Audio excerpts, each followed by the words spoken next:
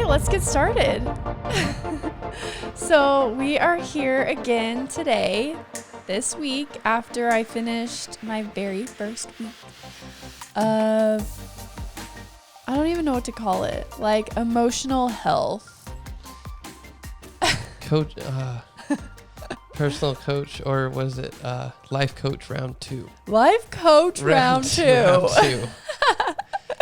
Yeah, that sounds good. Yeah. So this week I started and it was good. Was it as rough as you thought? Like on paper, it looked great. Okay. And in real life, it's hard. It's really hard to start off new with the plan and follow through with it because you're still getting the routine down. You're still learning about what you're supposed to do. And so, yeah.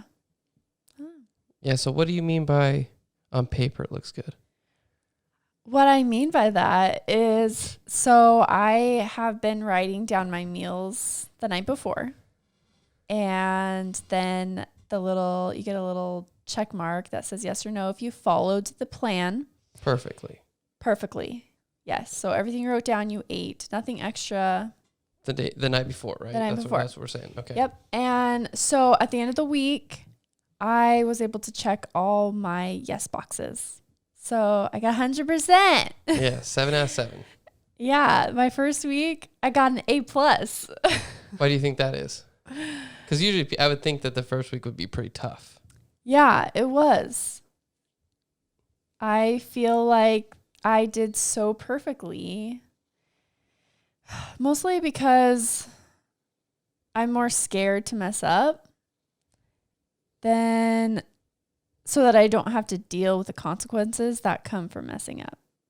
Like when I'm good and perfect and I make goals and I achieve them, I'm happy and my brain's like, good job, you did it, I'm proud of you. But then if you mess up, my brain is very mean to me. It is cruel and evil. And How so? well, it sounds weird because I'm like, it's like another person being mean to me, but it really does feel like that sometimes. Sometimes you'll just be sitting there, especially after something very emotionally heightened happens, and just all these thoughts start running through your head. Like, you're not good enough. You didn't do that right. See, I told you you couldn't do it. All those things that come over and over and over. And you're just like, stop. And then eventually, once you get enough thoughts rolling in your head like that, you actually believe it. And so thinking about this last week and messing up, that's exactly what would happen. And I don't like it. Gotcha. So, but that didn't happen this week. And are you worried about that first time? I mean, obviously, if you're going to go 6 months, it's probably going to be hard to do it perfect. It's going to happen. And I'm going to have a meltdown. I'm going to like hate myself for it. But I mean, we'll see. We're going to find out. So. Yeah. But you're worried, but you know it's going to happen. You feel like it's going to. I do. I know it's going to happen, but I still have that like tightness inside that is so nervous and scared, almost like going on stage or something. Starting the day when I wake up, I start to feel that like anxiety and like worry that I'm going to eat something wrong, or it's almost like I feel like I don't have control in that area of my life. And it's like I'm in a dream. Sometimes when you're in a dream, you can't, there's a bug. When you're in a dream, you almost feel like you can't control what you're doing. And sometimes I feel like my day is going to go like that. I'm going to wake up and I'm just going to start eating a bunch of stuff that I'm not supposed to. And it gives me so much anxiety. Yeah, I can see that, like, it worries you. Yeah. It definitely is in there somewhere. It's very like fast and tight and just like I can feel it right up there in my throat. Like, almost like when you have to give a speech or go up on stage in front of people. Or you forgot your homework and the teacher says, and you look in your backpack, you're like, either you didn't do it or it's not there. Either way, you're starting to freak out. Uh-huh. Yeah, that's what it sounds like. That's it. So you can see how, I'm scared to mess up pretty much, but I know it's going to happen and we're going to get through it. Yeah, definitely. Okay, so if you did so good with your food this week, if you, stuck to it, what was the food that you planned every night, the night before? What kind of foods did you plan? What are you eating? Okay, so I have chosen to eat 3 meals a day. And I usually eat around like 10:30 breakfast. And I eat an avocado. This week, I pretty much had the same breakfast every day. I had half an avocado with 2 eggs. And then some days I had some sliced turkey, and some days I had vegetables. And so I pretty much stick every single meal with a protein like grilled chicken, pork, beef, pretty much any meat. And then I cook up some veggies or microwave some fast veggies and, eat it with a salad maybe or something. Just what the normal ones look like. And then yeah. Is dinner a little different or is... Mm-hmm. Yeah, so I got you and I got 2 little babies. Mm-hmm. So I can't really have... I can, but they're not going to eat like just grilled chicken and some cooked veggies. It's not going to happen. So... not without a lot of ketchup. Yeah. Our kids will love to dip in ranch and ketchup. Yeah, so I go up on Pinterest and I find some recipes that are simple and they don't have any sugar, no flour. I actually Google usually paleo and keto, and I kind of mix it up from there. I just get ideas from there and then make it up as I go, kind of. So no dairy. Mm-hmm. What was your favorite meal this week? Was there one that you loved? Tonight's was pretty good. Ooh, tonight's was delicious. What was it? Yeah, so I like to take a recipe and change it up a lot. It drives me crazy. It drives me so crazy. I'm 100% the chemist. I want to do it just perfectly as the recipe does. If there is no recipe, then there is no meal, period. And Brittany's like, I don't need that. Or loosely, like based on, whatever the recipe is, it's loosely based on it. So... Yeah, so I took a pesto chicken recipe where you take chicken breast and pesto and cheese and tomato and pop it in the oven. And I decided to chop up the chicken because I knew the kids can just eat the chicken pieces better. And then I cut up some tomatoes and put it on a pan. So I put the chicken on the pan, then like pesto, and then cut up tomatoes, and I popped it in the oven, cooked it. And then I just... chopped up some vegetables that we had in the fridge and cooked it in the pan. Yeah, you sauteed the good. Zucchini with garlic and what else? Yeah, it was garlic, soy sauce, and butter and thyme. Yeah, it was good. Yeah, so that's all it was. And then you just chop up vegetables and mix it all up and cook it till it's done. It's ready. So easy. You did perfect at keeping your commitments.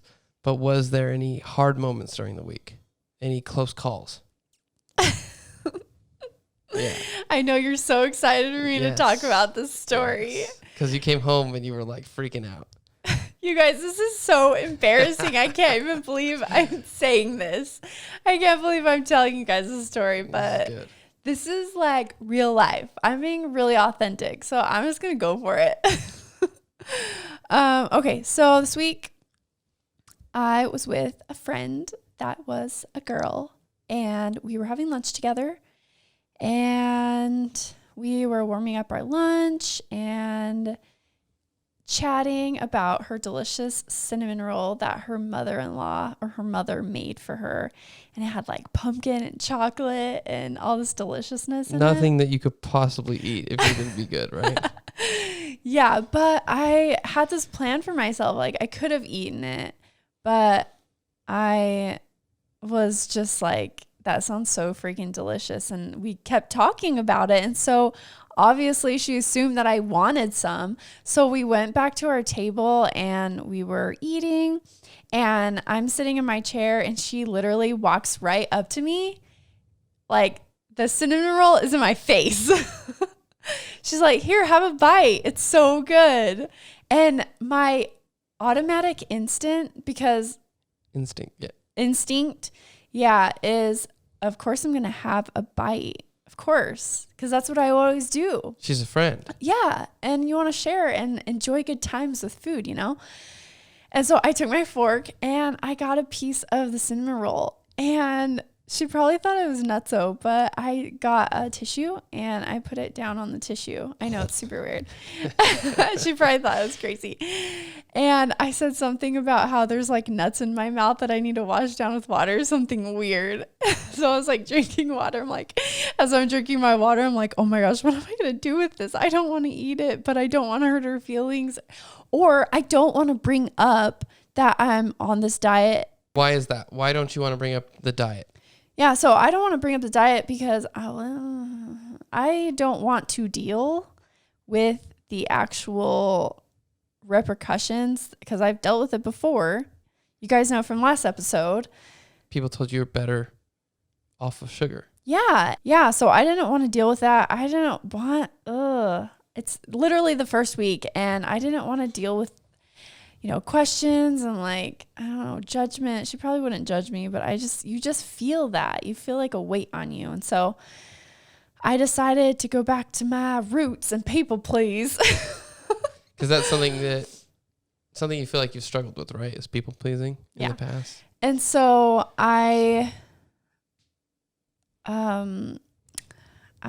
she was like sitting on the other side of the table, kind of like we were not facing each other because what we were doing.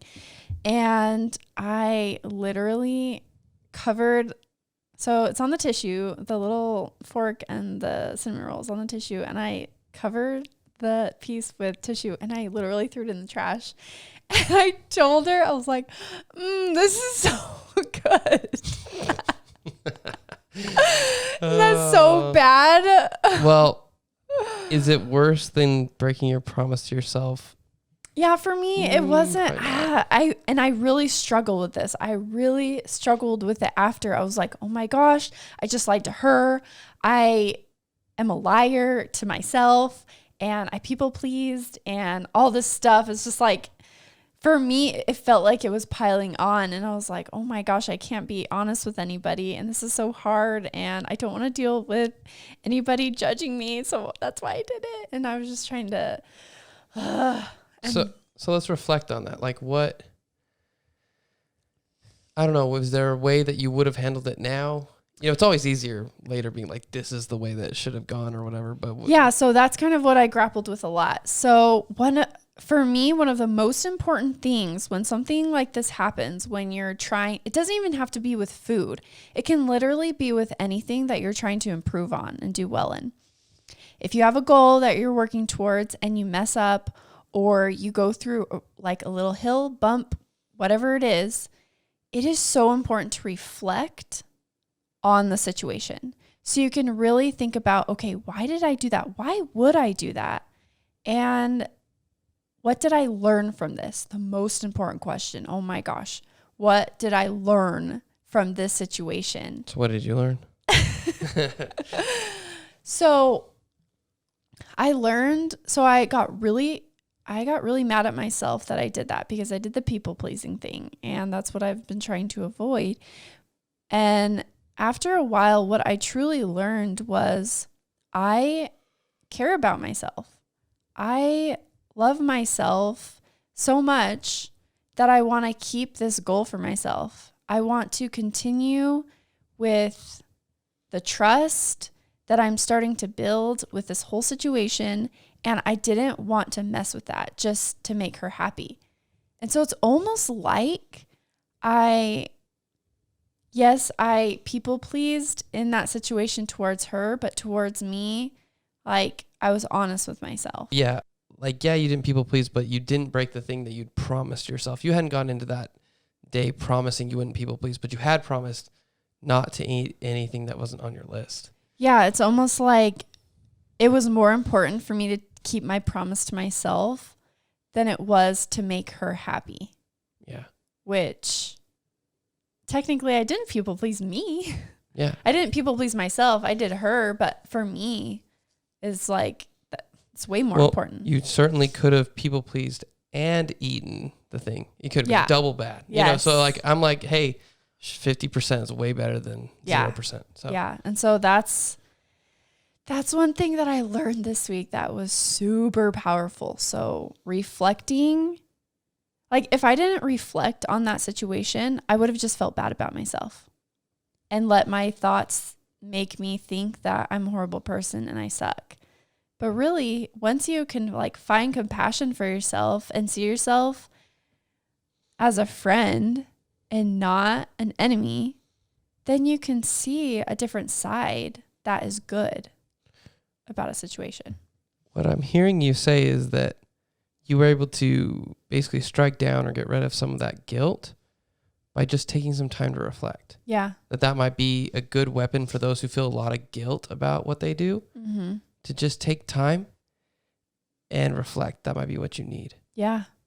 How did it go this week with no sweets? Because I'm just going to say it. We're addicted, or at least you were. I am very much addicted. I'm still addicted, for sure. Yeah, man, I can't remember 2 days in a row that we haven't had a sweet at some point during the day, if not 2 sweets during the day. So yeah, so we'll just kind of divulge a little bit into what our eating was like before, which was rough. So after I kind of went down the binging hole into a dark hole, like, I don't know, a couple months ago, we pretty much had a treat or a sweet after lunch and dinner. Like, we were always reaching for something sweet. If we wanted to celebrate anything, if we needed a pick-me-up, if we needed anything, we were getting sweets. And at times, if we didn't have anything in the house, we'd go out and buy it. I mean, it's embarrassing, but it's the truth. And that was not healthy. No. I mean, we didn't feel good about ourselves. No, I hated it at the same time that I loved it. Mm-hmm. Yeah. Like, regrets, and then later, no regrets. Like, it's weird. Yeah. Or vice versa. No regrets while you eat it, regrets later. And you're just like, and then you say to yourself, I'm definitely not going to have any more sweets tomorrow. And then tomorrow comes and you're like, man, I need one. Right? I deserve it. I felt like it. Yeah. So what was it like this week without sweets? Like, so I learned something crazy about sweets. I was really more focused on my goals this week. So that's kind of what carried me through. When I would have a really strong urge, or I just really wanted something sweet, because I did get them. It's like when you get on a healthy plan, they don't just magically fly away. The veggies do not do it for you. No, they don't. And you always feel like you need something at the end of that. And so one thing that I learned this week about sweets was I had my Joy Eat for Sunday. I planned it for Sunday, and I planned 8 of those Christmas tin cookies that are so good. Butter cookies. Yeah, they're good. Yeah, and I picked the 8 that I wanted, and I put it in a little bag, and I put it on top of the cabinet, and I waited for Sunday. Because you get one Joy Eat a week. Yeah. One. Okay. Yeah, and when it came time for me to eat it, I was so excited, and I started eating them, and I didn't get that instant dopamine hit high that I usually get from wanting them and desiring them so bad and then getting it. And it was like a total letdown. And I was like, do I like these cookies? Like, I don't even think I really like them. Like, I didn't really enjoy them. They were just good. You specifically had me pick them up from the store for you because that's what you wanted your thing to be. Yeah. Yep. And they were fine. Just like 5 out of 10 kind of. Yeah, like it wasn't even great. I remember how bummed you were. I was like, wow, that did suck. Yeah, it was sad, but I learned something very valuable, that literally it's all about having that desire and urge and following through with it that makes you have that dopamine hit.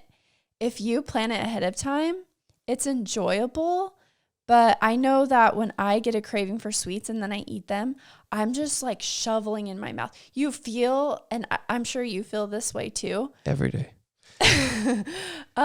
When you get an urge for a sweet, it feels so fast and urgent. Like, I got to get it now, like right now, or I'm going to die. It's like a con man trying to get you to fork over the money right then and there while you're emotional about something. Yes, and it feels that way. And I just want to talk a little bit about what I kind of do when I have an urge. Cool. What's Brittany's plan for the urges? Tell me here. So I had quite a few, and I felt that urgency that like, oh my goodness, I need to eat or I need to do something. Or a lot of times when I feel it, I start to pace around the house. True story. And try to find something to do or make or clean, anything to do to distract myself, because I just feel this like running inside me. I got to get up, move, to get rid of it. And what I just think about what I'm feeling inside of my body, because it almost feels painful when you get an urge and you don't follow through with it. It feels so painful. But when you really sit back and think about, okay, what is painful in me? Why am I feeling this way that's so uncomfortable? And when you really think about it, like for me, I felt like a heaviness in my chest or in my stomach. I'll feel almost like a hollow feeling, And I'm like, okay, so, that's not painful.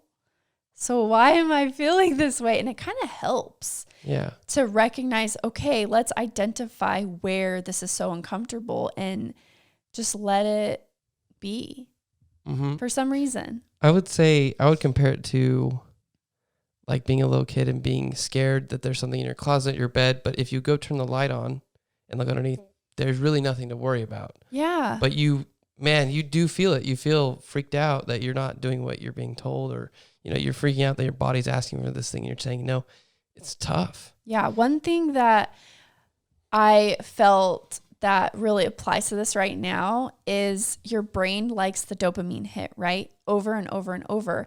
And if you start to take away those dopamine hits, your body is going to go in withdrawal. And so it feels so strong and urgent. And like, if you don't, that's why your brain's telling you you're going to die if you don't get it, because you're going in withdrawal. Well, we watched Fed Up, that documentary about sugar, and they had talked about how it was comparable to, I think, cocaine or heroin, one of the two. Yeah. Like sugar's that addictive. Mm-hmm. It lights up your brain. Yeah. In crazy ways, and your brain is not going to just be cool with you stopping. So, you kind of had a revelation about, you always thought that veggies were bloating you out. You felt very bloated or very gassy from the veggies. Yeah. What was your revelation about that this week? Yeah. So this week, for the first time, I've never taken dairy out of my diet ever. Like I've always kept it in. I always include it in my diet. I always think it's very important. Okay. And so for the first time, I took out cheese this week and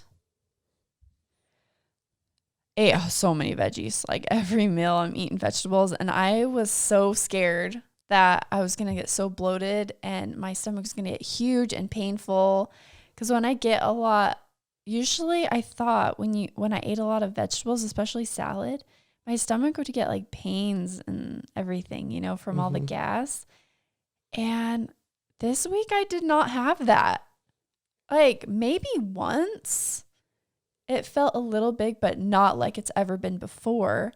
And I remember my coach saying that cheese, bloats people sometimes. Well, and I was like, lactose is inflammatory. Yes, inflammatory. And she said it does cause bloating because it's inflammatory in your intestines. And I was like, what? Okay, I'll just try it. Whatever. I'm going to follow this plan to the T to make sure. And holy crap. Like, I didn't bloat at all and I had so many vegetables.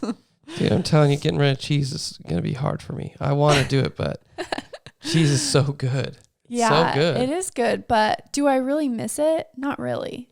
Yeah, is it worth... At least yet. Is cheese worth not succeeding for yet? No. Yeah. Okay. Let's talk about the scale. Okay. Do you want to talk about how much weight you lost or not really? Not really. Okay. I did well this week. Way better than I thought I would. But I do have this relationship with a scale that isn't healthy. It's not healthy at all. Okay. I'll just admit it. I get on the scale every morning because we have to record our weight. And I just want to avoid it. Like sometimes I get on the scale and I just don't even want to know the number because I don't want to get excited or sad about the number. And what did your coach say about what's the big thing about scale? What did she say? Yeah, so with the scale, it's normal for you to fluctuate in weight. Like even How many? like 3 or 4 pounds Yeah, I was gonna say, is how many normal. pounds? Like even if you like say you're like 140 one day and that's like your lowest you've ever gotten, don't be surprised that you'll pop up like 3 pounds the next day because it's normal. But the next week you might go down to 138 or 139. You're saying that even if your diet is correct. Yeah, and I think the biggest thing of why that happens, because it happened to me, and that was really the reasons why I quit. And I think a lot of times when something's hard, you want to give yourself excuses to say that it's not working, there's something wrong, I'm not doing something right, and you just give up, and you're like, okay, that doesn't work, so I can quit. Being diligent and staying with it is the way that you will succeed. Not trying a different diet, not trying all these different things, like staying consistent with simple, clean meals. It's good to know. I feel like a lot of people don't know that. Yeah. I've only known. I didn't know that till recently. Okay, we're Is it good. going? Yep. Okay. And intermission through, what were we just saying? Oh, I just feel like people don't know I just don't feel like people know about the fluctuation. It's not common knowledge. I was never told that your weight would fluctuate growing up, ever, by any person, ever. Mm-hmm. Yeah, it sucks. You just think that if you're eating good, it's going to go down. But to be honest, you have so much water shifting in your body. You have so many hormones. Literally every food is going to do something different. There's just no way for you to always go down. Is that why one day you go up even though you were eating good, and one day you'll go down even though you ate bad the day before? So like you're not getting the response from your body in real time. Like you're not learning the next day isn't always exactly telling you how good you did the day before. Oh my gosh, yes, please stop that. Like literally that is so false. Yeah, exactly. So unless you go have Thanksgiving dinner, which you're going to see it the next day on the scale, other than that, you don't know how good you did if you're not paying attention the day before from the scale. It could be a whole week, you know? Yeah. So it's about being consistent and just trying to follow through with as many meals as you can. So cool. Well, that's again another great insight from Brittany. These are great things that you learned this week. A final thing I just want to say is, of course, reflect on situations in your life. That is the number one way to create more self-awareness in your life. One thing that I do to dive deep into my reflection is I get on the computer or I get my journal out and I write down the exact facts of the event that went down. And then I think about and write about, sometimes I'll just write and write and write. Just everything that's in my mind, all the thoughts, all the feelings, everything that I'm unsure about, excited, literally everything inside my mind. I just try and write it all out. And for some reason, when you take everything that's in your head and put it down on paper, you see it from the outside and you can be like, okay, that's why I did that. Okay, that's why this turned into that. And you kind of connect all the dots so that you can see the big picture. Do you feel like your subconscious is then talking to your conscious in that way? Like you're basically getting inside of what you actually feel? Is that what you're trying to say? Yeah, it's almost like exactly that. And you can also connect. One thing that I believe so strongly in that Brooke Castillo talked about was your previous life coach. Yes. Yeah. Okay. She talks so much about your past self, your present self, and your future self. And it's almost like you're bonding those three selves together when you reflect, because you're having a conversation with your past self, your present self. And then if you go through all that, the final thing is, what did I learn from that? And then you can take what you learn into your goals which connects your future self. And your future self depends on your present self to learn something from that past situation. They're all connected. And so it is so important to reflect because it gives you time to build that relationship with yourself, with all three of yourselves. By writing it down, it's getting it out of you, out of your head, out of your mind, and then making room to then have that conversation or to then have new thoughts. Instead of being spiraling on the same thought of the craving or whatever, you're getting it out and then you're having room in your head, since it's out, to then work on that problem. Yeah, you see it from the outside. You see it from a different perspective. Like everything's out there for you to review and reflect and look at and find out what you can do better or, you know, be a little nicer to yourself. So write it down. When in doubt, write it down is what you're saying. Exactly. Yep. That's it. That's a good way to reflect. All right. That's it. Cool. On to week 2. Yes. We are going to be starting week 2. I'm so excited. I had so much fun with this conversation. I love talking about emotions and self-awareness and just how you can be better. And even if I have to be the guinea pig. You totally are in this case. Yeah. It's still so fun. And I hope you guys get something out of this. I really do.